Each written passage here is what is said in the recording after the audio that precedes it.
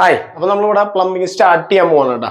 അപ്പൊ ഈ പണി പഠിച്ച് വരുന്നവർക്കാണ് കേട്ടോ പ്ലംബിങ് നമുക്ക് ചെയ്യാന്ന് പറഞ്ഞു കഴിഞ്ഞാല് ഒരു സൈഡിൽ നിന്ന് പിടിച്ചു കഴിഞ്ഞാൽ നമുക്ക് ഭയങ്കര എളുപ്പമാണ്, അല്ലെങ്കിൽ ഭയങ്കര ബുദ്ധിമുട്ടാണ്. അപ്പൊ നമ്മൾ എപ്പോഴും പ്ലംബിങ് ഉള്ളില് കൺസീൽ വർക്ക് ചെയ്യുമ്പോൾ എപ്പോഴും എവിടെയാണ് തുള, ആ തുളയിൽ നിന്ന് പണി തുടങ്ങാം. ആദ്യം തന്നെ വേറെ ഒന്നും ചെയ്യണ്ട, തുളയിലേക്ക് ഒരു പീസ് ഒട്ടിച്ചിട്ട് ഇടാം.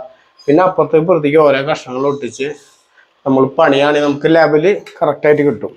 അപ്പൊ ഈ സാധനം നമ്മൾ ഇങ്ങനെ ഇട്ട് കഴിഞ്ഞാൽ ഇതിവിടെ കറക്റ്റ് തൂക്കിൽ കിടക്കും. അപ്പൊ ഇനി ഇവിടുന്ന് പണിത് പോകാനും ഇവിടുന്ന് ഇങ്ങനെ പണിത് പോകാനും നമുക്ക് എളുപ്പമാണ്. അപ്പോൾ നിങ്ങൾ പണി പഠിക്കുന്ന ആൾക്കാർക്ക് വേണ്ടിയിട്ടുള്ള ഒരു വീഡിയോ ആണ്.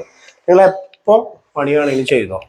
നമ്മൾ ആ തുളയിൽ നിന്ന് പണി പുറത്തുനിന്ന് ഇങ്ങോട്ട് അകത്തേക്ക് കൊണ്ടുവരാം. അല്ലാതെ ഒരു സൈഡിൽ നിന്ന് പിടിച്ച് കഴിഞ്ഞാൽ നമുക്ക് ലെവല് കംപ്ലീറ്റ് പോകും. ഇതാകുമ്പോൾ നമുക്ക് ഈസി ആയിട്ട് ലെവൽ നോക്കാം. അപ്പോൾ നമ്മൾ PPR നമുക്ക് പിന്നെ എവിടുന്ന് വേണമെങ്കിലും തുടങ്ങാം. അത് വേറെ വശം. CPVC അല്ലെങ്കിൽ ബാക്കി ഉള്ള വർക്ക് ചെയ്യുമ്പോൾ എപ്പോഴും നമ്മൾ തുളയിൽ നിന്ന് പുറത്തുനിന്ന് അല്ല ഉള്ളിൽ നിന്ന് നേരെ പുറത്തേക്ക് അടുത്തിടാം. അവിടെ നിന്ന് പണ്ട് വരാം.